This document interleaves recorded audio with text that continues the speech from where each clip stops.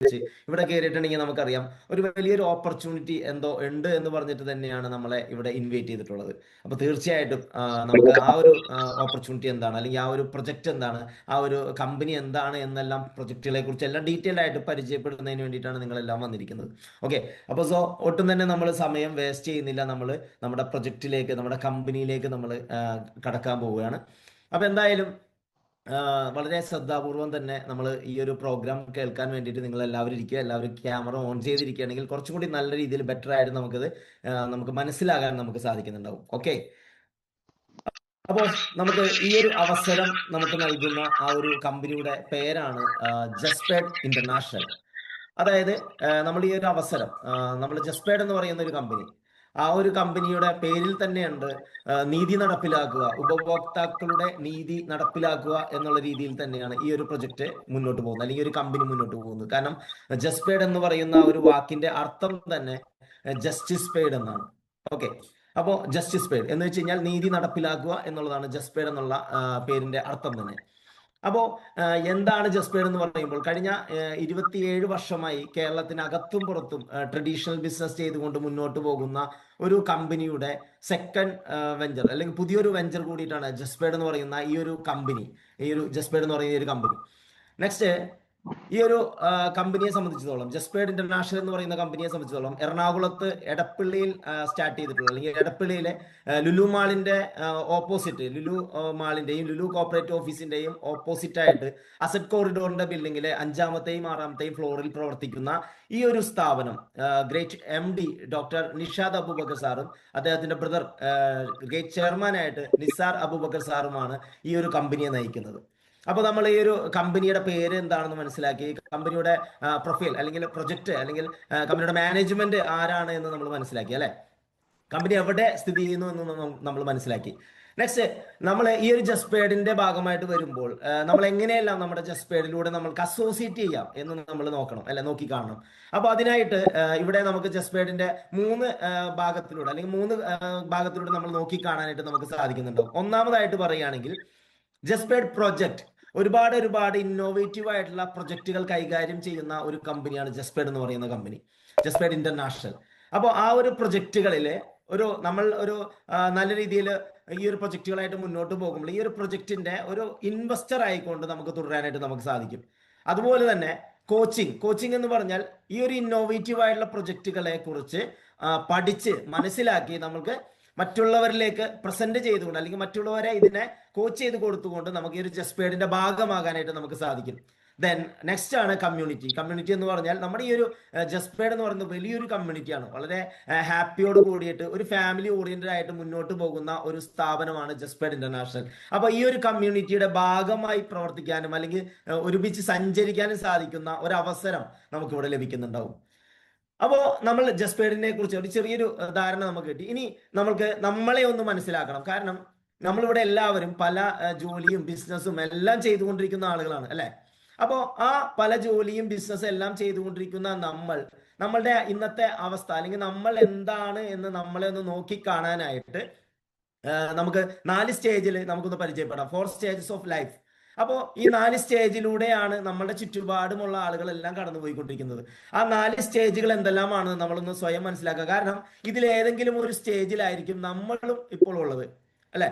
അപ്പോൾ ഇവിടെ നമുക്ക് നോക്കാം, സ്ട്രഗിൾ സ്റ്റേജ്. ആ സ്ട്രഗിൾ സ്റ്റേജ് എന്ന് പറഞ്ഞു കഴിഞ്ഞാൽ നമുക്കറിയാം, ജീവിതം ഒരറ്റത്തു നിന്ന് മറ്ററ്റത്തേക്ക് കൂട്ടിമുട്ടിക്കാൻ വേണ്ടി ബുദ്ധിമുട്ടുന്ന ഒരു കൂട്ടം ആളുകൾ നമ്മുടെ ചുറ്റുപാടുണ്ട്.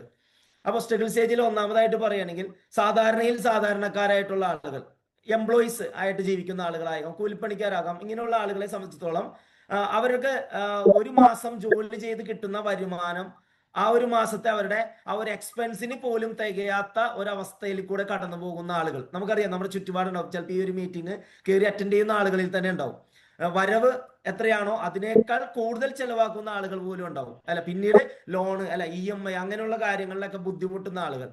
പക്ഷെ ഇങ്ങനെയുള്ള ആളുകൾക്ക് ഒരു കൂട്ടം ഈ ഒരു സ്ട്രഗിൾ സ്റ്റേജിൽ കിടക്കുന്ന ഒരു കൂട്ടം ആളുകൾക്ക് വേറെ ബുദ്ധിമുട്ടുകൾ, അവരെ സംബന്ധിച്ചുള്ള അവരുടെ ബുദ്ധിമുട്ടുകൾ ഒന്നും മറികടക്കാൻ, അല്ലെങ്കിൽ ബുദ്ധിമുട്ടുകൾ മറികടക്കാൻ വേണ്ടിയിട്ട് ഇവിടെയുള്ള ചില ഗവൺമെന്റിന്റെ സർവീസുകൾ അവർ ഉപയോഗിക്കുന്നു. അതായത് നമുക്കറിയാം റേഷൻ കടകളിലൂടെ സാധാരണ ചെറിയ വിലയ്ക്ക് അരി കൊടുക്കുമ്പോൾ അത് അത്യാവശ്യം അവരെ ഓവർകം ചെയ്ത് പതുക്കെ മുന്നോട്ട് പോകാൻ സാധിക്കുന്നു. ഗവൺമെന്റ് ഹോസ്പിറ്റലുകളും ഗവൺമെന്റ് സ്കൂളുകളൊക്കെ ഉള്ളതുകൊണ്ട് തന്നെ കുട്ടികളെ പഠിപ്പിക്കാനും അല്ലെങ്കിൽ നമ്മുടെ വീട്ടിലുള്ള ആളുകൾക്ക് എന്തെങ്കിലും അസുഖം വന്നാലും അത് ചികിത്സാ സഹായങ്ങളെല്ലാം ലഭിച്ചുകൊണ്ട് മുന്നോട്ട് പോകുന്ന ആളുകൾ. അതിനേക്കാൾ കുറച്ചും കൂടി മുകളിൽ നോക്കുകയാണെങ്കിൽ ഒരു സ്റ്റേബിൾ എന്ന് പറയുന്ന ഒരു ലൈഫ് ഉണ്ട് അല്ലെ. സ്റ്റേബിൾ എന്ന് പറയുന്ന ലൈഫ് എന്ന് പറഞ്ഞു കഴിഞ്ഞിട്ടുണ്ടെങ്കിൽ അത്യാവശ്യം കുഴപ്പമില്ലാതെ ഒരു ജോലിയിലൂടെയൊക്കെ മുന്നോട്ട് പോകുന്ന ആളുകൾ. സാധാരണഗതിയിൽ പറയുകയാണെങ്കിൽ ഒരു 40,000 50,000 രൂപയൊക്കെ സാലറി ഒക്കെ കിട്ടിക്കൊണ്ട് മുന്നോട്ട് പോകുന്ന ആളുകൾ. ചില ഗവൺമെന്റ് എംപ്ലോയീസുകളൊക്കെ ഈ ഒരു സ്റ്റേബിൾ എന്ന് പറയുന്ന ഒരു കാറ്റഗറിയിലൂടെ പോകുന്ന ആളുകളായിരിക്കും. എന്നാൽ അവരുടെ ഡ്രീംസിലെ അവരുടെ സ്വപ്നങ്ങളെല്ലാം ഫുൾഫില്ല് ചെയ്യുന്നുണ്ടോ എന്ന് വെച്ച് കഴിഞ്ഞാൽ അതും ഉണ്ടാകില്ല. തരക്കേടില്ലാതെ മുന്നോട്ട് പോകുന്ന ഒരു ലൈഫ് നയിക്കുന്ന ആളുകളാണ് സ്റ്റേബിളിലുള്ള ആളുകൾ. ഇനി അതിന്റെ മുകളിലാണ് സക്സസ് എന്ന് പറയുന്ന സ്റ്റേജ്. എന്ന് വെച്ച് കഴിഞ്ഞാൽ ലൈഫിൽ അത്യാവശ്യം വിജയിച്ചിട്ടുള്ള ആളുകൾ, സ്റ്റാൻഡേർഡ് ആയിട്ടുള്ള ജീവിതം നയിച്ച് മുന്നോട്ട് പോകുന്ന അത്യാവശ്യം പ്രീമിയം ലൈഫിലേക്ക് മുന്നോട്ട് പോയിക്കൊണ്ടിരിക്കുന്ന ആളുകളാണ് വിജയിച്ചിട്ടുള്ള അല്ല സക്സസ് എന്ന് പറയുന്ന കാറ്റഗറിയിൽ വരുന്ന ആളുകൾ. നമുക്കറിയാം സെലിബ്രിറ്റീസുകളൊക്കെ ഈ ഒരു കാറ്റഗറിയിൽ വരുന്ന ആളുകളാണ്. പല ബിസിനസ്സുകാരും ഈ ഒരു കാറ്റഗറിയിലേക്ക് വരുന്ന ആളുകളാണ്. കാരണം അവരാഗ്രഹിക്കുന്ന അവരിഷ്ടപ്പെടുന്ന സാധനങ്ങളും വസ്തുക്കളെല്ലാം അവർക്ക് വാങ്ങാൻ സാധിക്കുന്നു. അവരുടെ വാഹനങ്ങളിൽ തന്നെ ആ ഒരു പ്രീമിയം എന്ന് പറയുന്ന ഒരു ലൈഫിലേക്ക് അല്ലെങ്കിൽ പ്രീമിയം എന്ന് പറയുന്ന വാഹനങ്ങളിലേക്ക് അവർ മാറുന്നുണ്ടാവും അല്ലെ. Benz, BMW, range rover, defender പോലുള്ള വാഹനങ്ങളൊക്കെ ഉപയോഗിക്കുന്ന ആളുകളായിരിക്കും. അതോടൊപ്പം തന്നെ നല്ല കോസ്റ്റ്യൂം, നല്ല ഡ്രസ്സ്, ഇഷ്ടപ്പെട്ട സ്ഥലങ്ങളിലേക്കുള്ള യാത്ര. അവരെവിടെയെങ്കിലും ചെന്നിറങ്ങിയാൽ തന്നെ നമുക്കറിയാം ഒരു പ്രീമിയം വാഹനങ്ങളിലൊക്കെ ചെന്നിറങ്ങുമ്പോൾ മറ്റുള്ളവർ ബഹുമാനിക്കുന്ന തരത്തിലേക്കൊക്കെ പോകുന്നുണ്ടാവും. അതാണ് സക്സസ് എന്ന് പറയുന്ന ആ ഒരു കാറ്റഗറിയിലുള്ള ആളുകൾ. അതുപോലെ നെക്സ്റ്റ് ആണ് സിഗ്നിഫിക്കന്റ്. നമുക്കറിയാം ജീവിതത്തിൽ ഏറ്റവും കൂടുതൽ അല്ലെ ആഗ്രഹിക്കുന്നതെല്ലാം നേടുകയും ആഗ്രഹിക്കുന്നതെല്ലാം ചെയ്യുകയും ചെയ്തു കഴിഞ്ഞാൽ എത്രത്തോളം പണം ചെലവാക്കിയാലും വീണ്ടും വീണ്ടും അവരെ പോലെ 10 തലമുറയ്ക്ക് ജീവിക്കാൻ പറ്റുന്ന തരത്തിലേക്ക് പണം ഉണ്ടാക്കിയിട്ടുള്ള ജീവിതത്തിൽ ഏറ്റവും വിജയിച്ചിട്ടുള്ള ആളുകൾ നമുക്കറിയാം. അംബാനി, അദാനി, യൂസഫ് അലി പോലുള്ള ആളുകൾ അല്ലെ. കേരളത്തിൽ നമ്പർ 1 കോടീശ്വരൻ നമുക്കറിയാം യൂസഫ് അലി സാറിനെ പറ്റിയൊക്കെ. അപ്പൊ ഇങ്ങനെയുള്ള തരത്തിലും ജീവിക്കുന്ന ആളുകൾ. അപ്പൊ ഈ 4 കാറ്റഗറിയിലൂടെയാണ് നമ്മളുടെ ലൈഫ് മുന്നോട്ട് പോയിക്കൊണ്ടിരിക്കുന്നത്. നമ്മൾ ചിന്തിക്കുക, നമ്മൾ ഇതിൽ ഏത് കാറ്റഗറിയിൽ പെടുന്ന ആളുകളാണ്? സ്ട്രഗിളിലാണോ, സ്റ്റേബിൾ ആണോ, സക്സസ് ആയോ, അല്ലെ സിഗ്നിഫിക്കന്റ്? ഒരിക്കലല്ല. സിഗ്നിഫിക്കന്റ് ആകാൻ നമ്മൾ ആഗ്രഹിക്കുന്നുണ്ട് അല്ലെ, സക്സസ് ആവാൻ ആഗ്രഹിക്കുന്നുണ്ട്. പക്ഷെ ഈ മീറ്റിംഗിൽ ഇരിക്കുന്ന ആളുകൾ ഭൂരിഭാഗവും ഈ സ്റ്റേബിളിലും സ്ട്രഗിളിലും കിടക്കുന്ന ആളുകളായിരിക്കും. അവിടെ അങ്ങനെയുള്ള ആളുകൾക്കാണ് എപ്പോഴും ഓപ്പർച്യൂണിറ്റികൾ വേണ്ടത് അല്ലെ.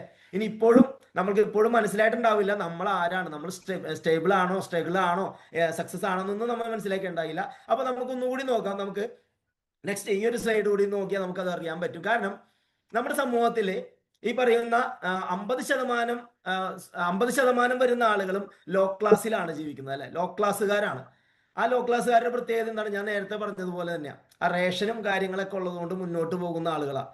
അതോടൊപ്പം തന്നെ ഗവൺമെന്റ് ഹോസ്പിറ്റലും ഗവൺമെന്റ് സ്കൂളുകളൊക്കെ ഉള്ളതുകൊണ്ട് തന്നെ മുന്നോട്ട് പോകുന്ന ആളുകളാണ്. ശരിക്കും പറഞ്ഞാൽ ഈ ലോ ക്ലാസ് എന്ന് പറയുന്നത്. മിഡിൽ ക്ലാസ് എന്ന് പറയുന്നത് കുറച്ചുകൂടി നല്ലൊരു ലൈഫ് നയിക്കുന്ന ആളുകളാണ്. പക്ഷേ സത്യം പറഞ്ഞാൽ ഇപ്പൊ ഏറ്റവും കൂടുതൽ സ്ട്രഗിൾ അനുഭവിക്കുന്ന ആളുകൾ മിഡിൽ ക്ലാസ്സുകാരാണ്. നമ്മുടെ ജീവിതത്തിൽ, നമ്മുടെ സാഹചര്യത്തിൽ നമുക്കറിയാം.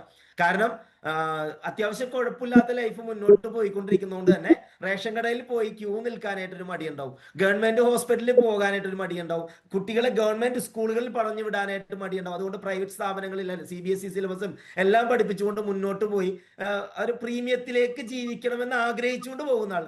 എന്നാലോ അവരൊരിക്കലും മിഡിൽ ക്ലാസ് എന്ന് പറയുന്ന തരത്തിലും കൂടി ചിലപ്പോൾ മിക്കവാറും പല ആളുകൾ ഇതിനകത്ത് ആയിട്ടുണ്ടാവണമെന്നില്ല. അവരും ഇപ്പോൾ ഇവിടുത്തെ ഇന്നത്തെ ശരാശരി മിഡിൽ ക്ലാസ്സുകാരും ലോണുകളും EMIയുടെയും പുറകെ ഓടിക്കൊണ്ടിരിക്കുകയാണ്. ജീവിതം നല്ല രീതിയിൽ മുന്നോട്ട് കൊണ്ടുപോകാൻ വേണ്ടിയുള്ള ഒരു ശ്രമം നടത്തിക്കൊണ്ട് ഏറ്റവും കൂടുതൽ സ്ട്രഗിൾ അനുഭവിച്ചുകൊണ്ടിരിക്കുന്നത് സത്യം പറഞ്ഞാൽ ഇന്നത്തെ മിഡിൽ ക്ലാസ്സുകാരാണ്. പിന്നെ കുറച്ച് പേര് 10% വരുന്ന ആളുകൾ എവിടെയുണ്ട്? പ്രീമിയത്തിലുണ്ട്. പ്രീമിയം നേരത്തെ ഞാൻ പറഞ്ഞു അല്ല, ബിസിനസ്സുകാരും സെലിബ്രിറ്റീസുകളൊക്കെയാണ് ഈ ഒരു കാറ്റഗറിയിലോടുന്നത്. പിന്നെയാണ് 1% വരുന്ന ആളുകളെ ഉള്ളൂ അൾട്രാ പ്രീമിയത്തിലുള്ള ആളുകൾ, അംബാനിയെ പോലെ, യൂസഫ് അലിയെ പോലുള്ള ആളുകളെല്ലാം. അപ്പോ നമ്മൾ ആഗ്രഹിക്കുന്ന എവിടെ പോകാനാണ്? നമ്മൾ ആഗ്രഹിക്കുന്നത്, ശരിയാണ്, സ്വപ്നത്തിൽ നമ്മൾ ആഗ്രഹിക്കുന്ന ഒരു അംബാനി ആകാനാണ്. സ്വപ്നത്തിൽ നമ്മൾ ആഗ്രഹിക്കുന്നത് ഒരു യൂസഫ് അലി ആകാനാണ്. അതല്ലെങ്കിൽ അറ്റ്ലീസ്റ്റ് നമുക്കറിയാം പ്രീമിയം ലൈഫ് ജീവിക്കുന്ന സെലിബ്രിറ്റികൾ അല്ലെ, മമ്മൂട്ടി ആയിക്കോട്ടെ, മോഹൻലാൽ ആയിക്കോട്ടെ, വലിയ വലിയ ബിസിനസ് ഓണേഴ്സ് ആയിക്കോട്ടെ, ഇവരെ പോലെയൊക്കെ ഒരു പ്രീമിയം കാറിലൊക്കെ ചെന്നിറങ്ങുന്നതൊക്കെ ആഗ്രഹങ്ങളുണ്ട്. പക്ഷെ നമ്മൾ ഇപ്പോൾ നിലവിൽ നിൽക്കുന്നത് മിക്കവാറും ലോ ക്ലാസ്സിലോ മിഡിൽ ക്ലാസ്സിലോ ആയിരിക്കും. പക്ഷെ നമ്മുടെ ആഗ്രഹങ്ങൾ, സ്വപ്നങ്ങളെല്ലാം വലുതുമാണ്. അപ്പൊ അതിലേക്ക് എങ്ങനെ എത്താം അല്ലെ? അപ്പൊ അതിലേക്ക് എത്തുന്നതിന് മുമ്പ് തന്നെ നമ്മൾ പഠിക്കേണ്ട മറ്റൊരു കാര്യമാണ് എക്കണോമിക് ഇമ്പാക്ട്. കാരണം ഞാൻ നേരത്തെ പറഞ്ഞിട്ടുള്ള പ്രീമിയം ആയിക്കോട്ടെ, മിഡിൽ ക്ലാസ് ആയിക്കോട്ടെ, ലോ ക്ലാസ് ആയിക്കോട്ടെ, അൾട്രാ പ്രീമിയം ആയിക്കോട്ടെ, ഇതിനെക്കുറിച്ച് എല്ലാം പറയുമ്പോൾ നമ്മൾ ചിന്തിക്കുന്നുണ്ടാവും, ഇതൊന്നും എന്നെ ബാധിക്കുന്ന കാര്യമൊന്നുമല്ല, ഞാൻ അത്യാവശ്യം കുഴപ്പമില്ലാത്ത സാലറിയിലും കാര്യങ്ങളൊക്കെ ആയിട്ട് മുന്നോട്ട് പോകുന്നുണ്ട്, ജോലിയൊക്കെ ഉണ്ട് എന്ന് ചിന്തിക്കുന്ന ആളുകൾ തീർച്ചയായിട്ടും നിങ്ങൾ പഠിക്കേണ്ട ഒരു പോയിന്റ് ആണ് എക്കണോമിക് ഇമ്പാക്ട്. അതായത് നമുക്ക് നമ്മളെ പൂർവികർ, അല്ലെങ്കിൽ നമ്മളെ ഇപ്പോൾ ഈ ഒരു മീറ്റിംഗ് അറ്റൻഡ് ചെയ്യുന്നതിൽ ഉണ്ടാവുമെന്ന് എനിക്കറിയില്ല, 1940 കാലഘട്ടത്തിൽ ജീവിച്ചിട്ടുള്ള ആളുകൾ ഉണ്ടാവണമെന്നില്ല അല്ലെ, ഇതിനകത്തില്ല. പക്ഷെ നമുക്ക് അറിയാൻ പറ്റും, നമ്മൾ കേട്ടറിവ് ഉണ്ടാവും. 1900-കളിൽ നമുക്ക് ഒരു കുടുംബത്തിന് പോലും ഒരു മാസം ഇവിടെ ജീവിക്കാൻ പ്രതിമാസം ഒരു 10 രൂപ ഉണ്ടെങ്കിൽ നമുക്ക് ജീവിക്കാമായിരുന്നു. ആ 40-കളിൽ നിന്ന് അത് പതുക്കെ പതുക്കെ പതുക്കെ അത് 60-കളിലേക്ക് എത്തുന്നത് വരെ 10 രൂപയിൽ നിന്ന് 20 രൂപ, 30 രൂപ, 40 രൂപ, അങ്ങനെ അങ്ങനെ കൂടി കൂടി കൂടി കൂടി ഒരു 20 വർഷം കൊണ്ട് തന്നെ ആ 60 മുതൽ ഏകദേശം 80 വരെയുള്ള വർഷങ്ങളിലേക്ക് നമ്മൾ നോക്കി കഴിഞ്ഞാൽ അത് 100 രൂപയിൽ നമുക്ക് അത്യാവശ്യം ഒരു ഫാമിലിക്ക് ജീവിക്കാനുള്ള ഒരു പണം മാറ്റി വെച്ചാൽ നമുക്ക് ജീവിക്കാമായിരുന്നു. അന്നും ഏകദേശം കൂട്ടുകുടുംബം തന്നെയായിരുന്നു. പക്ഷേ അത് 1980 മുതൽ 2000 വരെയുള്ള കാലഘട്ടത്തിലേക്ക് നമുക്ക് നോക്കിയാൽ അറിയാം, അതിനോടൊപ്പം വീണ്ടും ഒരു 0 കൂടി അതൊരു 1000 രൂപയിലേക്ക് എത്തി. 1000 അല്ല, അത് ആയിരങ്ങളിലേക്ക് എത്തി. പക്ഷെ 1000 രൂപയിലേക്ക് എത്തി. ഇവിടെയാണ് നമ്മൾ ചിന്തിക്കേണ്ടത്. കഴിഞ്ഞ 40 വർഷവും ഞാൻ പറഞ്ഞത് കൂട്ടുകുടുംബങ്ങളായിരുന്നുവെങ്കിൽ ആ 80-കളിൽ നമുക്ക് ഇങ്ങോട്ട് തിരിഞ്ഞു നോക്കിയാൽ നമുക്കറിയാം അത് ചെറിയ അണുകുടുംബങ്ങളായിട്ട് മാറിയിട്ടുണ്ടായിരുന്നു അല്ലെ, ഒരു 4-5 ഫാമിലീസിലേക്കായിട്ട് മാറിയിട്ടുണ്ടായിരുന്നു. അപ്പോഴും 1000 രൂപ ഒരു മാസം ഉണ്ടായിരുന്നെങ്കിൽ ജീവിക്കാമായിരുന്നു. അത് നമുക്ക് അറിയാൻ പറ്റും, നമ്മൾ അനുഭവിച്ചിട്ടുണ്ടാവും, നമ്മുടെ മാതാപിതാക്കളും പറഞ്ഞിട്ടുള്ള അറിവുകളും കാര്യങ്ങളൊക്കെ അതിനകത്ത് ഉണ്ടാവും. ഇനി നെക്സ്റ്റ് ഇവിടെ വീണ്ടും ഒരു 20 വർഷം കഴിഞ്ഞപ്പോൾ 2000 മുതൽ 2020 വരെയുള്ള കാലഘട്ടങ്ങളിൽ 10,000 വേണം നമുക്ക് ഒരു ശരാശരി സാധാരണക്കാർക്ക് ഇവിടെ അത്യാവശ്യം പോകണമെങ്കിൽ. അപ്പൊ നോക്കി കഴിഞ്ഞാൽ അറിയാം 10,000 പോരാ, ഇന്നിപ്പോ 2026 അപ്പൊ നമുക്ക് 10,000 മറികടന്നുകൊണ്ട് ഇന്നിപ്പോ 50,000 രൂപ ഉണ്ടെങ്കിലും നമുക്ക് പറ്റില്ല, 10,000 രൂപ ഉണ്ടെങ്കിലും നമുക്ക് ജീവിക്കാൻ പറ്റാത്ത കാലഘട്ടത്തിലൂടെ നടന്നു പോകുന്നത്. അല്ലെങ്കിൽ 2020 മുതൽ 2040 വരെയുള്ള ആ കാലഘട്ടങ്ങളിൽ, നമ്മളിപ്പോൾ പോയിക്കൊണ്ടിരിക്കുന്ന ഈ കാലഘട്ടങ്ങളിൽ 1,00,000 രൂപ ഒരു മാസം ഉണ്ടെങ്കിലേ ഇവിടെ ഒരു സാധാരണക്കാർക്ക് ജീവിക്കാൻ പറ്റുള്ളൂ. ഒന്ന് ആലോചിച്ച് നോക്കി, നമ്മളിപ്പോൾ ജീവിക്കുന്നത് 1,00,000 രൂപ സാലറി കിട്ടുന്ന സാഹചര്യമാണോ? ഇന്നത്തെ ഗവൺമെന്റ് എംപ്ലോയീസ് ആണെങ്കിൽ പല ആളുകളും അതിലേക്ക് എത്തിയിട്ടില്ല. അപ്പോ 2040 എന്ന് പറഞ്ഞ വേഗം എത്താറായി.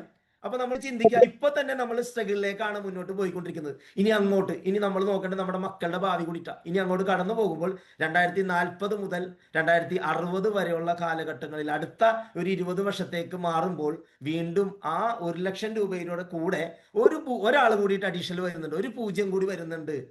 കാരണം അതൊരു 10 ലക്ഷം രൂപയിലേക്കായിട്ടും ഒന്ന് ചിന്തിച്ചു നോക്കുക. കഴിഞ്ഞ ഈ വർഷങ്ങളിലെല്ലാം ഈ 2040 മുതൽ ഈ പറയുന്ന 2026 എത്തിയിരിക്കുന്ന ഈ കാലഘട്ടം നമുക്ക് ഈ ഒരു 0-ത്തെ പിടിച്ചു നിർത്താൻ ഇവിടുത്തെ ഏത് ഭരണാധികാരികൾക്കാണെങ്കിലും, മാറി മാറി ഭരിച്ച ഏത് രാഷ്ട്രീയ പാർട്ടികൾക്കാണെങ്കിലും ഏത് ഭരണാധികാരികൾക്കാണെങ്കിലും ഇവിടെ സാധിച്ചിട്ടില്ല എങ്കിൽ ഇനി അങ്ങോട്ട് നമുക്ക് വല്ല ഉറപ്പുണ്ടോ ഇനി സാധിക്കുമെന്ന്? ഒരിക്കലും ഇല്ല. വിലക്കയല്ല ശക്തമായി വെച്ച് കയറി മുന്നോട്ട് പോയിക്കൊണ്ടിരിക്കുന്ന ഈ ഒരു സാഹചര്യത്തിൽ നമ്മളുടെ മക്കളെ ഇപ്പോൾ നമ്മൾ അയക്കുന്ന വിദ്യാഭ്യാസത്തിന് അയക്കുമ്പോൾ കിട്ടിയാൽ അവർക്ക് 5 ലക്ഷവും 10 ലക്ഷം രൂപയെല്ലാം വരുമാനം കിട്ടുന്ന ഒരു ജോലിയിലേക്കാണോ നമ്മളിപ്പോ വരുന്നത്? ഇനി നമ്മൾക്ക് ആ ഒരു ലെവലിലേക്ക് 1,00,000 2 ലക്ഷവും ഉണ്ടാക്കുന്ന ലെവലിലേക്കാണ് നമ്മളിപ്പോൾ ചെയ്തുകൊണ്ടിരിക്കുന്നത്? ഒന്ന് ചിന്തിക്കേണ്ട സമയം അതിക്രമിച്ചിരിക്കുകയാണ്. അപ്പോൾ ഇവിടെയാണ് നമ്മൾ സ്വയം നമ്മളോട് തന്നെ ചോദിക്കേണ്ടത്, ഇന്ന് നമ്മൾ ചെയ്തുകൊണ്ടിരിക്കുന്ന ജോലിയിലൂടെ കിട്ടുന്ന വരുമാനം കൊണ്ട് നമ്മൾ തൃപ്തരാണോ? അതൊന്ന് മനസ്സിലാക്കണമെന്നുണ്ടെങ്കിൽ നമുക്ക് ഈ ഒരു രീതിയിൽ നോക്കാം. ക്യാഷ് ഫ്ലോ, ഫിനാൻഷ്യൽ മാനേജ്മെന്റ് ക്ലാസ്സിലെല്ലാം പഠിപ്പിക്കുന്ന ഒരു കാര്യം കൂടിയിട്ടാണ് ക്യാഷ് ഫ്ലോ. എന്താണ് ക്യാഷ് ഫ്ലോ? ഇവിടെ operational cash flow, O cash, I cash, F cash എന്നുള്ള 3 തരത്തിൽ നമുക്ക് ക്യാഷ് ഫ്ലോനെ തരംതിരിച്ച് പഠിക്കാം. ഇവിടെ ഒ ക്യാഷ് എന്നുള്ളത് ഓപ്പറേഷണൽ ക്യാഷ് ഫ്ലോ, അതായത് നമുക്കൊരു ജോലി ഉണ്ടാവും, ബിസിനസ് ഉണ്ടാവും, എല്ലാം ഉണ്ടാവും. അപ്പൊ ഇതിലൂടെ കിട്ടുന്ന വരുമാനം എത്രയാണോ അതിൽ നിന്ന് നമ്മളുടെ ആ മാസത്തെ ചെലവുകൾ എല്ലാം കഴിഞ്ഞ് മാസം അവസാനം നമുക്ക് നീക്കി വെക്കാൻ പറ്റുന്ന തുക അത് എത്രയുണ്ട്, അതാണ് ഒ ക്യാഷ് എന്നുള്ളത്. സ്വയം നമ്മളോട് തന്നെ ചോദിക്കും, നമ്മുടെ ഒ ക്യാഷ് എത്രയുണ്ട്? ഈ മീറ്റിംഗിൽ കയറിയിരിക്കുന്ന ആളുകൾ പലരും ചിരിക്കുന്നുണ്ട്. നമ്മുടെ ഒ ക്യാഷ്, അതായത് നമ്മളുടെ ജോലി കഴിഞ്ഞു, നമുക്ക് 30,000 കിട്ടി, 40,000 കിട്ടി, ഓക്കെ 40,000 കിട്ടി എന്ന് വിചാരിക്കുക. ഇത് കഴിഞ്ഞ് ഈ മാസത്തെ എല്ലാ ചെലവും, പാല്, പത്രം, കുട്ടികളുടെ വിദ്യാഭ്യാസം, കറണ്ട് ബില്ല്, അല്ല ഗ്യാസ്, ഇങ്ങനെ സകല ഹോസ്പിറ്റൽ ചെലവ് ഇതെല്ലാം കഴിഞ്ഞുകൊണ്ട് നമ്മൾക്ക് ഈ മാസം അവസാനം നമുക്ക് എത്ര നീക്കിയിരിപ്പുണ്ട്? 40,000 രൂപ കിട്ടുന്ന അല്ലെങ്കിൽ 30,000 രൂപ കിട്ടുന്ന ഒരാളാണെങ്കിൽ 25,000 രൂപ ചെലവും കഴിഞ്ഞ് 5,000 എല്ലാ മാസവും നീക്കിയിരിക്കാൻ കിട്ടുന്നുണ്ട്. ഇങ്ങനെ ചോദിക്കുമ്പോൾ നമ്മൾ ചോദിക്കുമ്പോൾ ഇല്ല, 30,000 രൂപ കിട്ടുന്നുണ്ടെങ്കിൽ 35,000 രൂപ അത് ലോണിലാണ് പോകുന്നതെന്ന് പറയും അല്ലെ? ശരി, ഇതാണ് നമ്മുടെ അവസ്ഥ ഇങ്ങനെ മുന്നോട്ട്. അപ്പോ അതായിട്ടാണ് ക്യാഷ്, ഇൻവെസ്റ്റിംഗ് ക്യാഷ്, അത് നമുക്കുണ്ടോ? നമ്മുടെ പണത്തെ നീക്കി വെച്ചുകൊണ്ട് ഏതെങ്കിലും നല്ല പ്രൊജക്ടുകളിൽ ഇൻവെസ്റ്റ് ചെയ്ത് മന്ത്ലി നമുക്ക് നല്ലൊരു റിട്ടേൺ കിട്ടുന്ന അസറ്റ് എല്ലാം നമ്മൾ വാങ്ങിയിട്ട ആളുകളാണോ? അപ്പൊ പറയും ഇല്ല, നീക്കിരിപ്പുണ്ടായിട്ട് വേണ്ടേ അസറ്റിനെ കുറിച്ച് ചെയ്യാമെന്ന്. ശരിയല്ലേ? നീക്കിരിപ്പുണ്ടായാലല്ലേ എന്തെങ്കിലും മാറ്റി എന്തെങ്കിലും ഇൻവെസ്റ്റ് ചെയ്യാൻ പറ്റൂ. അവിടെ ഐക്യാഷ് എന്നുള്ളതും ചില സീറോ ആണ് അല്ലെ? ചില ആളുകൾക്ക് മാത്രം ഉണ്ടെന്നായിരിക്കും, ചില ആളുകൾക്ക് മാത്രം ഉണ്ട്, ചില ഭൂരിഭാഗം ആളുകൾക്ക് ഐക്യാഷ് ഇല്ല. ആരും ഇത് പഠിപ്പിച്ച അത് തന്നെയാണ് അല്ലെ? നെക്സ്റ്റ് ആണ് financial cash flow, F cash. ഇത് ചോദിച്ചു കഴിഞ്ഞാൽ എല്ലാവരുടെയും കയ്യിൽ അത് ധാരാളമായിട്ടുണ്ടാവും. എന്താണ്? ലോൺസ്, EMI പോലുള്ള എക്വിറ്റി പോലുള്ള കാര്യങ്ങൾ ഇതുണ്ടോന്ന് ചോദിച്ചു കഴിഞ്ഞാൽ ഒരു ചോദിക്കേണ്ട താമസം. ആവശ്യത്തിനധികം ഉണ്ട് അല്ലെ? ആദ്യത്തെ രണ്ടെണ്ണം ഇല്ലെങ്കിൽ എന്താ, ഇതുണ്ടല്ലോ മൂന്നാമത്തെ ഉണ്ടല്ലോ, ഇതാണ് നമ്മൾ ചിന്തിക്കുക അല്ലെ? ആദ്യത്തെ രണ്ടും ഇല്ല, അക്കാര്യത്തിൽ ഞങ്ങൾ അത്തരക്കാരല്ല കേട്ടോ, ആദ്യത്തെ രണ്ടും ഇല്ല. പക്ഷെ മൂന്നാമത് അതുണ്ട്. കാരണം എന്താ? അത് ബാങ്കുമായിട്ടുള്ള ഇടപാടാ, വലിയ വലിയ ആൾക്കാരാ, ബാങ്കുമായിട്ടുള്ള ഇടപാടാ, വലിയ ഫിനാൻഷ്യൽ സ്ഥാപനങ്ങളുമായിട്ടാണ് ഞങ്ങളുടെ ടൈപ്പ്. അപ്പൊ നോക്കുമ്പോ എന്താ, നമുക്ക് ലോൺസ് കാര്യങ്ങളൊക്കെ ആവശ്യത്തിനുണ്ട്. ഇതിനി കുറയോന്ന് ചോദിച്ചു കഴിഞ്ഞാലോ, ഓരോ വർഷം ചിന്തിക്കും. 2025 കഴിഞ്ഞപ്പോൾ ചിന്തിച്ചു 2021 എന്റെ എല്ലാ ലോൺസുകളൊക്കെ കംപ്ലീറ്റ് ആയി, ലോണേ എടുക്കില്ല എന്നുള്ള തീരുമാനത്തിലായിരിക്കും ഹാപ്പി ന്യൂ ഇയർ പറയാ. പക്ഷെ ഈ വർഷം 2026 അവസാനിക്കുമ്പോൾ കഴിഞ്ഞ വർഷത്തെക്കാളും ഒരു 2 ഇരട്ടിയോ 3 ഇരട്ടിയോ ലോൺസ് എടുത്ത് വെച്ചിട്ടുണ്ടാവും. ഇത്തരത്തിൽ മുന്നോട്ട് പോകുന്ന ആളുകളാണ്. അപ്പൊ നമ്മൾ എന്തിനു വേണ്ടി ജോലി എടുക്കുന്നു, പണിയെടുക്കുന്നു എന്ന് ചോദിച്ചു കഴിഞ്ഞാൽ പല ഫിനാൻഷ്യൽ സ്ഥാപനങ്ങളെ, ബാങ്കുകളെ നന്നാക്കുന്നതിന് വേണ്ടി അല്ലെ? നമ്മൾ നേരത്തെ പറഞ്ഞ 1% വരുന്ന ആളുകളാണ് ഈ ബാങ്കുകളിലൊക്കെ കൂടുതൽ ഇൻവെസ്റ്റർ ആയിട്ട് മാറുക. അവരുടെ ഇൻവെസ്റ്റ്മെന്റ് ആണ് അതിലൊക്കെ നടക്കുക. അപ്പൊ അവരെ നന്നാക്കാൻ വേണ്ടി നമ്മൾ പണിയെടുത്തുകൊണ്ടിരിക്കുക, വീണ്ടും വീണ്ടും സ്ട്രഗിൾ അനുഭവിച്ചുകൊണ്ട് അവിടെ നിന്ന് പണിയെടുത്തു ചെലവെല്ലാം കഴിഞ്ഞ് കൊണ്ടുപോയി ലോണിലടക്കും. പിന്നെ നമുക്ക് നീക്കിയിരിപ്പില്ല, ഒന്നുമില്ല. ഈ ഒരു അവസ്ഥയിലൂടെയാണ് നമ്മൾ കടന്നു പോവുക. ഇത് പറയുമ്പോഴും നമ്മൾ നമ്മളുടെ സ്റ്റേജ് എന്താണെന്ന് ഇപ്പോഴും മനസ്സിലാക്കുന്നുണ്ടാവില്ല. ഇനി ഈ ഒരു കാര്യം കൂടി നമുക്കൊന്ന് കാണാം. Cash runway. എന്താണ് ക്യാഷ് റൺവേ? ആലോചിച്ച് നോക്കുക. നമ്മൾക്ക് ഒരു കൂലിപ്പണിയുണ്ട്, നമുക്കൊരു ജോലിയുണ്ട്, സാലറി ഉണ്ട്, എല്ലാം കിട്ടുന്നുണ്ട്. പക്ഷെ ഒരു മാസം നമുക്ക് കഴിഞ്ഞ ലോക്ക്ഡൌൺ ഒക്കെ വന്നതുപോലെ ഒരു മാസം നമുക്ക് ജോലിയില്ല, ജോലിക്ക് പോകാൻ പറ്റുന്നില്ല, അല്ലെങ്കിൽ എന്തെങ്കിലും അസുഖവും കാര്യങ്ങളും വന്ന് മുന്നോട്ട് പോകാൻ പറ്റുന്നില്ല. ആ ഒരു മാസം നമുക്ക് ലൈഫ് കഴിഞ്ഞ മാസം ജോലി ഉണ്ടായിരുന്നപ്പോൾ മുന്നോട്ട് പോയതുപോലെ കൃത്യമായിട്ട് പോകുന്നുണ്ടോ?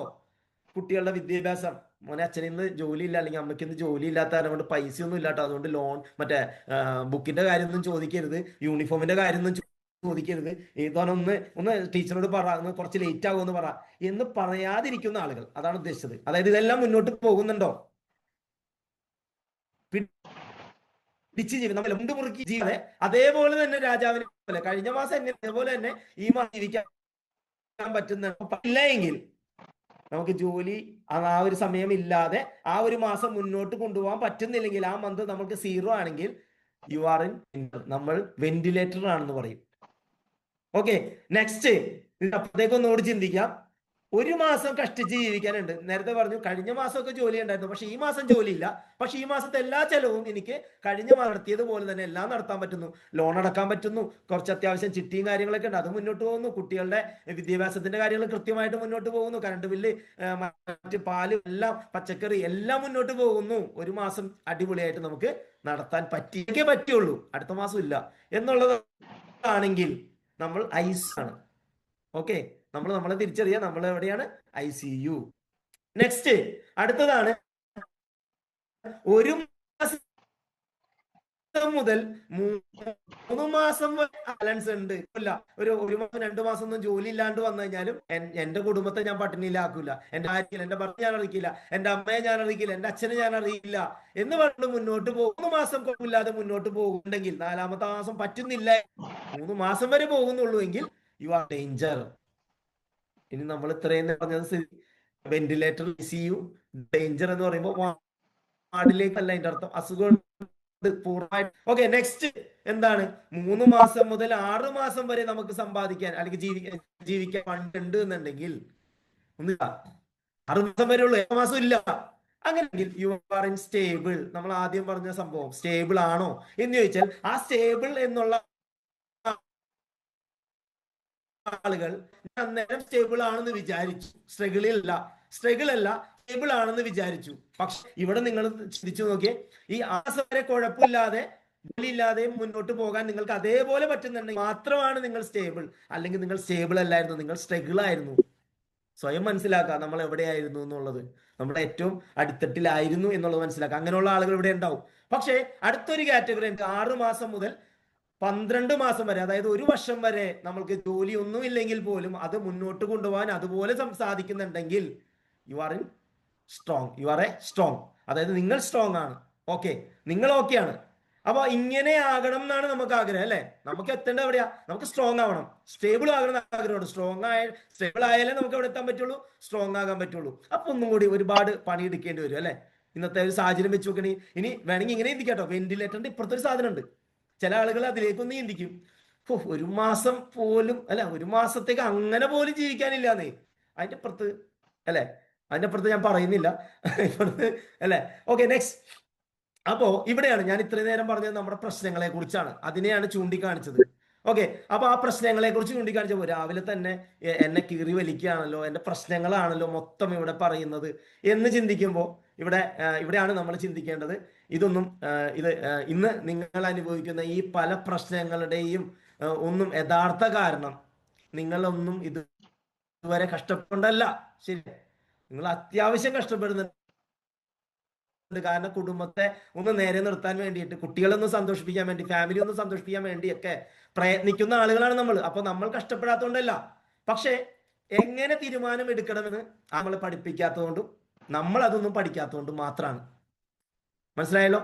എങ്ങനെയാണ് ഇതിലെല്ലാം ഇപ്പൊ നിങ്ങൾക്ക് അറിയാമായിരുന്നു ക്യാഷ് റൺവേ എന്താണെന്ന്, സ്റ്റേബിൾ എന്താണ്, അല്ലെ, എന്താണ്, ഇതൊന്നും നമുക്ക് അറിയില്ലായിരുന്നു. എക്കണോമിക് ഇമ്പാക്ട്, ഇങ്ങനെ വരാനിരിക്കുന്ന കാര്യങ്ങളെ കുറിച്ച് നമുക്കറിയാം, ജീവിച്ചു പോകുന്നു. അപ്പോ ആരും നമ്മൾ ഇതുവരെ പഠിപ്പിച്ചില്ല, അത് തന്നെയാണ് തെറ്റ്. ഇത് നമ്മൾ പഠിക്കാൻ ശ്രമിച്ചില്ല, ഇത് മാത്രമേ നമ്മൾ ആരും അതുകൊണ്ടല്ല എന്ന് നമ്മൾക്ക് മനസ്സിലായി. അപ്പൊ ഇനിയാണ് നമ്മൾ ഇവിടെ നമ്മുടെ പ്രൊജക്റ്റിലേക്ക് കടക്കാൻ പോകുന്നത്. ഇതുവരെ പോയതെല്ലാം പോകട്ടെ,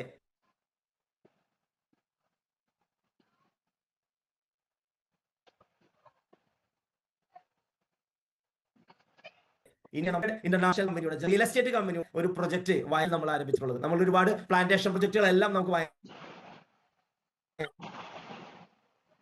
വയനാട്ടിലുണ്ട്. 1500 ഏക്കറിന്റെ പ്രൊജക്ടുകളെല്ലാം ഉണ്ട്.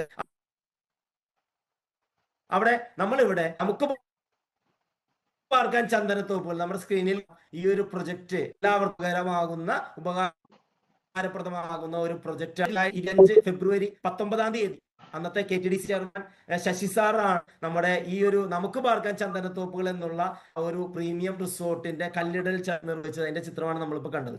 ഓക്കെ, അപ്പൊ ആ ഒരു നമുക്ക് പാർക്കാൻ ചന്ദനത്തോപ്പുകൾ സാൻഡ്വുഡ് കേവ് ഫോറസ്റ്റ് എന്ന് വിളിക്കാം. നമ്മളിപ്പോ സ്ക്രീനിൽ കാണുന്നുണ്ട് മനോഹരമായിട്ടുള്ള ഒരു കേവ് ഹൗസ്, ഗുഹ കൊണ്ടുണ്ടാക്കിയിരിക്കുന്ന, അല്ലെങ്കിൽ ഒരു ഫെറോക്ക് കൺസ്ട്രക്ഷനിലാണ് വന്നിരിക്കുന്നത്. അതിന്റെ മുകളിൽ മഡ് പാക്ക് ചെയ്തിട്ട് നാച്ചുറൽ ഗ്രാസ് എല്ലാം വെച്ചുകൊണ്ട് നല്ലൊരു റിസോർട്ട്, അല്ലെ? സ്വിമ്മിംഗ് ഉണ്ട് എന്നുള്ളതാണ്, മനോഹരമായിട്ടുള്ളൊരു പൂൾ ഉണ്ട് എന്നുള്ളതാണ് പ്രത്യേകത. അതായത് ഈ ഒരു വരുന്നു ഒരു മാസ്റ്റർ ബെഡ്റൂം, അതോടൊപ്പം തന്നെ പ്രൈവറ്റ് സ്വിമ്മിംഗ് പൂള്, നെക്സ്റ്റ് അതോടൊപ്പം തന്നെ അതിനകത്തൊരു വാട്ടർഫോൾസ്, ഫുള്ളി എയർക്കാണ്. അതോടൊപ്പം തന്നെ 570 square feet space and area 5 saint ആണ്. 16 ഹാൻഡിലുണ്ട്. അപ്പൊ മനോഹരമായിട്ടുള്ള ഇന്റീരിയർ ഡിസൈനിങ്. ഇതാണ് നമ്മുടെ കോട്ടേജിന്റെ ചിത്രം, യഥാർത്ഥ ചിത്രമാണ്. അപ്പൊ ഈ ഒരു കോട്ടേജിന്റെ ചിത്രം നമ്മൾ കണ്ടു. അതിന്റെ അകത്തും മഡെല്ലാം ചെയ്തിട്ടുണ്ട്, മഡ് ഹോട്ടാണ് ഇത് ചെയ്തിരിക്കുന്നത്. അപ്പോ ഒരു റിസോർട്ട് എന്ന് പറയുമ്പോൾ, നമ്മളൊരു പ്രീമിയം റിസോർട്ടിലൊക്കെ താമസിക്കാൻ പോകുമ്പോൾ നമ്മൾ ആ ഒരു റിസോർട്ട് കണ്ടു, ഇഷ്ടപ്പെട്ടു. അവിടെ ചെറിയ ഐസുകളൊക്കെ നമുക്കറിയാം. നമ്മൾ ടൂർ പോകുമ്പോൾ നമ്മുടെ കുട്ടികളാണെങ്കിലും നമ്മളാണെങ്കിലും ഒരു റിസോർട്ട് കണ്ട് ഇഷ്ടപ്പെട്ടു കഴിഞ്ഞാൽ നമ്മൾ ആദ്യം നോക്കുക എന്താ, അവിടെ എന്തെല്ലാം ഫെസിലിറ്റീസുകൾ ഉണ്ട് നോക്കും, അല്ലെ? കൊള്ളാലോ, കുഴപ്പമില്ല. ഒരു കേവാണ്, അടിപൊളിയാണ്, നല്ലൊരു ആംബിയൻസ് ഉണ്ടാവും ഒരു കേവില്. അതിനകത്ത് കയറി കഴിഞ്ഞാൽ നല്ലൊരു മഡ് ഹൗസ്, നല്ലൊരു ഫീലാണ്, ഒരു നാച്ചുറാലിറ്റി ഫീൽ ചെയ്യും. ഓക്കെ, അത്യാവശ്യം നല്ല മാസ്റ്റർ ബെഡ്റൂം ആണ്. ഒരു ബേവിൻ്റെ ഉണ്ട്, കുട്ടികൾക്ക് കിടക്കാൻ പറ്റുന്ന സോഫ കം ബെഡ് ഉണ്ട്. അത്യാവശ്യം പ്രീമിയം ആണ്, കുഴപ്പമൊന്നുമില്ല. അകത്ത് പ്രംബൂൾ ഉണ്ട്. ഓക്കെ, ഇഷ്ടപ്പെട്ടു. ബുക്ക് ചെയ്യും. പല സ്ഥലങ്ങളിൽ നോക്കാം, കാർ പാർക്കിംഗ് ഉണ്ടോ? കുഴപ്പമില്ല. ക്യാമ്പ് ഫയർ പരിപാടിയൊക്കെ ഉണ്ട് അവിടെ. ഓക്കെ, റെസ്റ്റോറന്റ് ഉണ്ട്. ഓക്കെ, കുഴപ്പമില്ല. ബുക്ക്, കാർ പാർക്കിംഗ് ഉണ്ട്. ഇങ്ങനെയാണല്ല. അപ്പൊ ഇങ്ങനെ ബുക്കും അമ്യൂണിറ്റീസ് കൂടുതലുള്ള വളരെയധികം ഇഷ്ടപ്പെടും കുട്ടികൾക്കാണല്ല. അമ്യൂണിറ്റീസ് കൂടുന്നതനുസരിച്ച് ചാർജ് കൂടും, അറിയാലോ. കാരണം അതിനെല്ലാം ഇൻവെസ്റ്റ് ചെയ്യും, അതനുസരിച്ച് ിലൂടെയാണ് എല്ലാവരും തിരിച്ചു പിടിക്കും. നമ്മളുടെ പ്രത്യേകം പറഞ്ഞാൽ അമ്യൂണിറ്റീസുകൾ ഒന്ന് ഇവിടെ കുട്ടികൾക്ക് വേണ്ടിയിട്ട് മാത്രം, കുട്ടികൾക്ക് ഒന്ന് അവരുടെ ആ ഒരു ഒഴിവ് ദിവസങ്ങളെല്ലാം എൻജോയ് ചെയ്യുന്നതിന് വേണ്ടി കുട്ടികളുടെ ഒരു പ്ലാൻ നമ്മൾ അവിടെ ചെയ്യുന്നുണ്ട്. അതോടൊപ്പം തന്നെ നെക്സ്റ്റ് നമുക്കറിയാം, കോമൺ കോട്ടേജിനകത്തും ഒരു സ്വിമ്മിംഗ് പൂൾ ഉണ്ടെങ്കിലും അവിടെ നമുക്ക് കോമൺ ആയിട്ടുള്ള ഒരു സ്വിമ്മിംഗ് പൂൾ നമ്മൾ ചെയ്യുന്നുണ്ട്. നെക്സ്റ്റ് ആണ് കുറച്ചും കൂടി അഡ്വഞ്ചർ ആകുന്നതിന് വേണ്ടിയിട്ട് ട്രീ ഹൗസ് നമ്മൾ അവിടെ ചെയ്യുന്നു. ആ ഒരു ട്രീ ഹൗസ് ഫെസിലിറ്റീസ് ഉണ്ട്. നെക്സ്റ്റ് ആണ് വൈകുന്നേരങ്ങളിൽ ഒന്ന് അടിച്ചു പൊളിക്കുന്നതിന് വേണ്ടിയിട്ട് ക്യാമ്പ് ഫയർ, വൈകുന്നേരങ്ങളിൽ ഒന്ന് തീയൊക്കെ കത്തിച്ച് ഡാൻസ് ഒക്കെ കളിച്ചുകൊണ്ട് ക്യാമ്പ് ഫയർ ഫെസിലിറ്റീസ്. അതോടൊപ്പം തന്നെ റെസ്റ്റോറന്റുകൾ, ഓർഗാനിക് ആയിട്ടുള്ള നമ്മുടെ തന്നെ ഫാമിൽ കൃഷി ചെയ്യുന്ന ഓർഗാനിക് ഫുഡുള്ള റെസ്റ്റോറന്റുകൾ ഉണ്ട്. പിന്നെ സ്പാ ആൻഡ് അരോമ തെറാപ്പി, നമുക്കറിയാം അത്യാവശ്യം നല്ല പ്രീമിയം ക്ലയൻസ് ഒക്കെ ആണെന്നുണ്ടെങ്കിൽ അവർക്ക് സ്പായും അരോമ തെറാപ്പിയും ഒക്കെ ഉള്ളിടത്താണ് അവർ വരിക. അപ്പൊ അതും നമ്മളിവിടെ ചെയ്യുന്നുണ്ട്. നെക്സ്റ്റ് ആണ് വലിയ വലിയ ഫംഗ്ഷനുകളൊക്കെ നടത്താൻ പറ്റുന്ന രീതിയിലുള്ള 500 പേർക്ക് ഇരിക്കാൻ പറ്റുന്ന അണ്ടർഗ്രൗണ്ടിൽ ക്രിയേറ്റ് ചെയ്തിട്ടുള്ള ഒരു കേവ് മോഡലുള്ള പാർട്ടി ഹാൾ നമ്മളിവിടെ ചെയ്യുന്നുണ്ട്. 100% സൗണ്ട് പ്രൂഫ് ആയിരിക്കും. അതുകൊണ്ട് തന്നെ DJ പോലുള്ള കാര്യങ്ങളൊക്കെ നമുക്ക് ഇവിടെ DJ ഹാൾ ഉണ്ട്. അതോടൊപ്പം റെയിൻ ഡാൻസ് ഹാൾ, മഴവെള്ളത്തിൽ ഡാൻസ് കളിക്കും. നമുക്ക് വണ്ടർലയിലൊക്കെ പോയിട്ട് നമ്മൾ ചെയ്യാറുണ്ട് അല്ലെ, ആ ഒരു റെയിൻ ഡാൻസ് എല്ലാം നമുക്ക് ഇതിൽ ചെയ്യുന്നുണ്ട്. നെക്സ്റ്റ് ആണ് മിനിസു, ഉപദ്രവങ്ങളില്ലാത്ത നമുക്കറിയാൻ പറ്റുള്ള ചെറിയ പക്ഷികളും മൃഗങ്ങളും ചെറിയ പാമ്പുകൾ അങ്ങനെയൊക്കെ വെച്ചുകൊണ്ട് ഫെസിലിറ്റീസ് നമ്മളിവിടെ ചെയ്യുന്നു. അതോടൊപ്പം തന്നെ ചന്ദനമരങ്ങൾക്കിടയിലൂടെയുള്ള ഒരു മോർണിംഗ് വൈബ്, അപാരമായിട്ടുള്ള ഒരു വൈബാണ്. രാവിലെ അവിടെ നീറ്റ് നമ്മളൊന്ന് നോക്കിയാൽ ഞാൻ ഒരു മഞ്ഞിൽ കുളിച്ച് നിൽക്കുന്ന ആ ഒരു കോട്ടേജ്, ചന്ദനമരങ്ങളെല്ലാം കാണുമ്പോൾ തന്നെ ഒരു മനസ്സിന് തന്നെ ഒരു കുളിർമയാണ് ഉണ്ടാവുക. അതുപോലെ തന്നെയാണ് നൈറ്റ് വൈബ്. അപ്പോൾ ഈ ഒരു ഫെസിലിറ്റീസ് മാത്രമല്ല ഇവിടെയുള്ള പ്രത്യേകത എന്ന് പറഞ്ഞാൽ ഒത്തിരി കോമൺ അമ്യൂണിറ്റീസുകൾ. കാരണം ഇതിൽ കാണുന്നത് മാത്രമല്ല, 2 പോണ്ടുകൾ ഉണ്ട് അവിടെ. ആ പോണ്ടുകളിലാണ് ലൈവ് ഫിഷിങ്, അതോടൊപ്പം തന്നെ ബോട്ടിങ്, ഇങ്ങനെയുള്ള കാര്യങ്ങളൊക്കെ ചെയ്യുന്നു. അതോടൊപ്പം തന്നെ ഹോട്ട് സൈഡ് ഉണ്ട്, യോഗ ചെയ്യുന്ന ആളുകൾക്ക് യോഗ ഹോളും മെഡിറ്റേഷൻ സെന്റർ ഉണ്ട്. അതോടൊപ്പം തന്നെ ജിംനേഷ്യം ഉണ്ട്, രാവിലെ തന്നെ എക്സസൈസ് ചെയ്യണമെന്ന് ആഗ്രഹിക്കുന്ന ആളുകൾക്ക് ജിംനേഷ്യം ഉണ്ട്. നെക്സ്റ്റ് വായിക്കാൻ ഇഷ്ടപ്പെടുന്ന ആളുകൾക്കാണെങ്കിൽ ലൈബ്രറി ഉണ്ട്. അതോടൊപ്പം തന്നെ ആർട്ട് ഗാലറി ഉണ്ട്. അപ്പോൾ ഇങ്ങനെയുള്ള പിന്നെ കോമൺ ആയിട്ടുള്ള കാർ പാർക്കിംഗ് ഒക്കെ ഉണ്ട്. അങ്ങനെ ഒത്തിരി കോമൺ അമ്യൂണിറ്റീസ്, ഏകദേശം 15നും 20നും ഇടയിലുള്ള കോമൺ അമ്യൂണിറ്റീസ് ഉള്ള ഒരു പ്രൊജക്റ്റ് ആണ്. അപ്പോൾ ഇതിന്റെ ഒരു പ്രത്യേകത എന്ന് പറഞ്ഞാൽ 1.5 കോടി രൂപയ്ക്കാണ് ഈ ഒരു കോട്ടേജ് നമ്മൾ ഇപ്പോൾ കൊടുത്തുകൊണ്ടിരിക്കുന്നത്. പക്ഷേ ഇപ്പൊ നമ്മൾ ഓഫർ പ്രൈസിൽ നമ്മൾ കൊടുത്തുകൊണ്ടിരിക്കുന്നത് 1.25-നാണ്. 1,25,00,000 രൂപയ്ക്ക് ഏകദേശം 40 കോടിയോളം രൂപ ഇൻവെസ്റ്റ് ചെയ്തിട്ടുള്ള കോമൺ അമ്യൂണിറ്റീസോട് കൂടിയിട്ടുള്ള ഒരു പ്രൊജക്ട് നമുക്ക് ഇവിടെ സ്വന്തമാക്കാൻ സാധിക്കും. ഇതുപോലെ ഒരു 2-3 കേവ് ഉണ്ടാക്കിയിട്ട് ഈ 40 കോടിയുടെ ഇൻവെസ്റ്റ്മെന്റ് നടത്തി അവിടെ കസ്റ്റമറെ ആകർഷിക്കാൻ അല്ലെങ്കിൽ ടൂറിസ്റ്റുകളെ ആകർഷിക്കാൻ ശ്രമിച്ചാൽ നമ്മുടെ ആ ഒരു ഇൻവെസ്റ്റ്മെന്റ് നമുക്ക് റിട്ടേൺ കിട്ടാൻ ഒരു 40-50 വർഷമൊക്കെ എടുക്കും. പക്ഷെ ഇവിടുത്തെ ഒരു പ്രത്യേകത, ഈ ഒരു കേവ് റിസോർട്ടിന്റെ പ്രത്യേകത, നമുക്ക് കേവലം 1.25 കോടി രൂപ വരെ മാത്രമേ നമുക്ക് വരുന്നുള്ളൂ. അപ്പൊ റുപ്പീസിലാണ് നമ്മളിപ്പോൾ കൊടുത്തുകൊണ്ടിരിക്കുന്നത്. ഒരു ദിവസം 20,000 രൂപയ്ക്ക് കൊടുത്തുകൊണ്ടിരിക്കുന്നു. ബുക്കിംഗ് 4,000 ഡേയ്സിന്റെ വന്നു കഴിഞ്ഞു. അപ്പൊ അത്രയും ദിവസം ഫാമിലീസ് ഇവിടെ വന്ന് താമസിക്കാൻ തയ്യാറായി തീരുമാനമെടുത്തു. അവർ 20,000 എമൗണ്ട് ഫുൾ പേയ്മെന്റ് ചെയ്തു എന്നുള്ളതാണ് ഈ ഒരു പ്രൊജക്ടിന്റെ ഹൈലൈറ്റ്. കാരണം മനോഹരമായിട്ടുള്ള പ്രീമിയം റിസോർട്ട് ഇത് കാണുമ്പോൾ തന്നെ ഒരു ദിവസമെങ്കിലും ഫാമിലി ആയിട്ട് ഇവിടെ പോയിട്ട് താമസായിട്ട് ആരും തന്നെ ഇല്ല എന്നുള്ളതാണ് നമ്മൾ ഈ ഒരു പ്രൊജക്ടിന്റെ ഹൈലൈറ്റ്. അതോടൊപ്പം തന്നെ വയനാട്ടിൽ നിന്നല്ല, ഇന്ത്യയിൽ തന്നെ ഇല്ലാത്ത ഏറ്റവും ഇന്നോവേറ്റീവ് ആയിട്ടുള്ള പ്രൊജക്ട് ഇത് ഇവിടെ മാത്രമേ ഉള്ളൂ. എവിടെ? നമ്മുടെ വയനാട് പുൽപ്പള്ളി വാടാനക്കവലയിലുള്ള നമുക്ക് പാർക്കാൻ ചന്ദനത്തോപ്പുകളെന്നുള്ള ഈ ഒരു റിസോർട്ട് 5 സെന്റ് ലാൻഡിൽ, അതായത് 10.5 ഏക്കറിലാണ് ഈ ഒരു പ്രോപ്പർട്ടി. 10.5 ഏക്കറിൽ 5 സെന്റ് ലാൻഡുകളാക്കി തിരിച്ചുകൊണ്ട് ഏകദേശം 150ഓളം കേവുകളാണ് നമ്മളിവിടെ ചെയ്തു വെച്ചിരിക്കുന്നത് അല്ലെങ്കിൽ പണി നടത്തിക്കൊണ്ടിരിക്കുന്നത്. അതിൽ തന്നെ ഏകദേശം ഫസ്റ്റ് ഫേസ്, ഏകദേശം 90 കോട്ടേജിന്റെ ആയിരുന്നു ഫസ്റ്റ് ഫേസ്. അത് കംപ്ലീറ്റ് ആയി സെയിലായി. അതിനുശേഷം സെക്കൻഡ് ഫേസ് നമ്മൾ സ്റ്റാർട്ട് ചെയ്തു. അതിലും ഏകദേശം 20ഓളം കോട്ടേജുകളുടെ 25ഓളം കോട്ടേജുകളുടെ സെയിൽസ് കംപ്ലീറ്റ് ആയി. ഇനി കേവലം നിസ്സാരം മാത്രമേ ഉള്ളൂ. 20-25 കൂടിയിട്ട് മാത്രമേ ഏകദേശം നമുക്ക് സെയിൽ ചെയ്യാനുള്ളൂ എന്നുള്ളതാണ് ഇതിന്റെ മറ്റൊരു പ്രത്യേകത. അപ്പോൾ ഇതില് ഈ ഒരു കോട്ടേജ് 10 ഏക്കറിൽ വരുന്ന ഈ ഒരു പ്രൊജക്ട് 5 സെന്റ് ലാൻഡിൽ വരുന്ന ഈ ഒരു കേവ്, മനോഹരമായിട്ടുള്ള ഇന്നോവേറ്റീവ് ആയിട്ടുള്ള ഈ ഒരു കേവ് സ്വന്തമാക്കുന്ന ആളുകൾക്ക്, ഇത് വാങ്ങുന്ന ആളുകൾക്ക് 3 തരത്തിലുള്ള വരുമാനമാണ് ഇവിടുന്ന് കിട്ടുക. ഒന്നാമതായിട്ട് നമുക്കറിയാം, ഇത് 20,000 രൂപ വീതം പെർ ഡേ റൂം റെന്റ് പോകുന്ന ഒരു പ്രൊജക്റ്റ് ആണ്. അതായത് മാസം റെന്റൽ ഇൻകം നമുക്ക് അതിലൂടെ ലഭിക്കുന്നു. അടുത്തതാണ് നമുക്ക് പറയുകയാണെങ്കിൽ 16 ചന്ദന മരങ്ങൾ ഇതിന്റെ ചുറ്റിനും പ്ലാന്റ് ചെയ്യുന്നുണ്ട്. നമുക്കറിയാം ഏറ്റവും കൂടുതൽ മരങ്ങളെ സംബന്ധിച്ചോളം ഡിമാൻഡുള്ള വില കിട്ടുന്ന മരം കൂടിയിട്ടാണ് ചന്ദനമരം. 10 മുതൽ 15 വർഷം കൊണ്ട് കൾട്ടിവേഷൻ മുറിക്കുമ്പോൾ അതിലൂടെ കൾട്ടിവേഷൻ ഇൻകവും ലാൻഡ് ഓണർ ആരാണോ അവർക്കാണ് അത് കിട്ടുക. അടുത്താണ് ലാൻഡ് അപ്രിസിയേഷൻ. നമുക്കറിയാം ഭൂമിയുടെ വില അത് കൂടിക്കൊണ്ടേയിരിക്കുകയാണ്. ഒരിക്കലും ലാൻഡിന്റെ വില താഴേക്ക് പോകുന്നില്ല, അല്ലെ? ഭൂമിയുടെ വില കൂടിക്കൊണ്ടിരിക്കുകയാണ്. കാരണം കഴിഞ്ഞ 2ാം ലോക മഹായുദ്ധത്തിന് ശേഷം ഒരിക്കലും വില താഴാത്ത ഒന്നാണ് ഭൂമി. അതിന്റെ കണക്ക് ശരിയായ രീതിയിൽ നമ്മൾ പഠിക്കുകയാണെങ്കിൽ നമുക്ക് റിയൽ എസ്റ്റേറ്റ് കണക്കുകളാണ്. 10 ലക്ഷം ഏക്കർ വരെ മാത്രമേ ഇനി കേരളത്തിൽ ഭൂമി കൊടുക്കാനുള്ളൂ, വിൽക്കാനുള്ളൂ, കൈമാറ്റം ചെയ്യാനുള്ളൂ. നമുക്കറിയാം ഒത്തിരി പ്രൊജക്ടുകളാണ് വരണേ. ഗവൺമെന്റ് പ്രൊജക്ട് ആയിക്കോട്ടെ, നമ്മളുടെ വീടുകളായിക്കോട്ടെ, ബിൽഡിങ്ങുകളായിക്കോട്ടെ, എല്ലാം ഇങ്ങനെ വികസിച്ചുകൊണ്ടിരിക്കുന്നത് നമ്മുടെ നാട്. അപ്പോൾ അതിവേഗം കുതിച്ചുകൊണ്ടിരിക്കുന്ന ഈ ഒരു നാട്ടിൽ ഇനി 10 ലക്ഷം ഏക്കറിൽ താഴെ ഇനി വിൽക്കാനും കൈമാറ്റം ചെയ്യാനുള്ളൂ എന്നുള്ളത് അതൊരു ഒരു വലിയൊരു വിപ്ലവം തന്നെയാണ് കാണിക്കുന്നത്. കാരണം നമുക്കറിയാം കഴിഞ്ഞ ബാംഗ്ലൂരൊക്കെ കുറച്ച് വർഷങ്ങൾക്കൊക്കെ മുമ്പ് അവിടെ ഏക്കർ കണക്കിന് സ്ഥലം വിറ്റിരുന്ന സ്ഥലങ്ങള് പതുക്കെ അത് സെന്റിലേക്കും ഇപ്പൊ അത് സ്ക്വയർ ഫീറ്റിലേക്കും മാറി, അല്ലെ? ഇനി UP ബോംബെ ഒക്കെ സ്ക്വയർ ഫീറ്റിലേക്ക് മാറി, കൊച്ചിയിലൊക്കെ സ്ക്വയർ ഫീറ്റിലേക്ക് വന്നുകൊണ്ടിരിക്കുക. അതായത് ഭൂമിയുടെ വില ഇങ്ങനെ കൂടിക്കൊണ്ടിരിക്കുകയാണ്. അത് തൊട്ടടുത്തുള്ള പ്രദേശങ്ങളിലേക്ക് ഇങ്ങനെ ബാധിച്ച്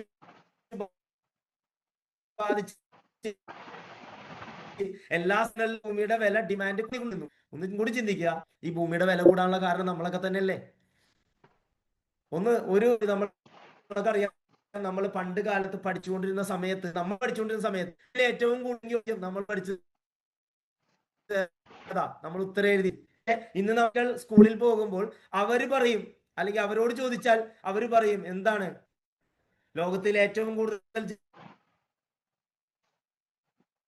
ജനസംഖ്യയുള്ള രാജ്യം? അത് എല്ലാവർക്കും ആ ഒരു കഴിവ് തെളിയിച്ച ആളുകളാണ്.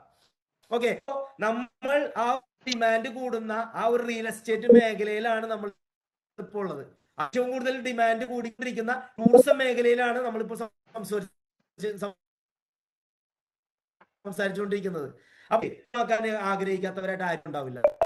അതായത് 1,25 ലക്ഷം രൂപ കൊടുത്തു വാങ്ങുന്നുണ്ട്. അത് 10 കോട്ടേജ് ഒരുമിച്ച് വാങ്ങിയ സംബന്ധിച്ചിടത്തോളം എല്ലാ സമൂഹത്തിലുള്ള എല്ലാ ആളുകളെയും ഒരു കൊടക്കീഴിൽ ഒരുമിച്ച് നിർത്താൻ പറ്റുന്ന പ്രൊജക്ടുകളാണ് ജസ്പേഡ് ഹാൻഡിൽ ചെയ്യുന്നത്.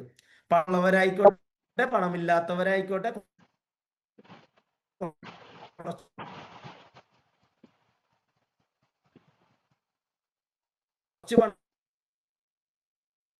പണമുള്ളവരായിക്കോട്ടെ, കൂടുതൽ പണമുള്ളവരായിക്കോട്ടെ,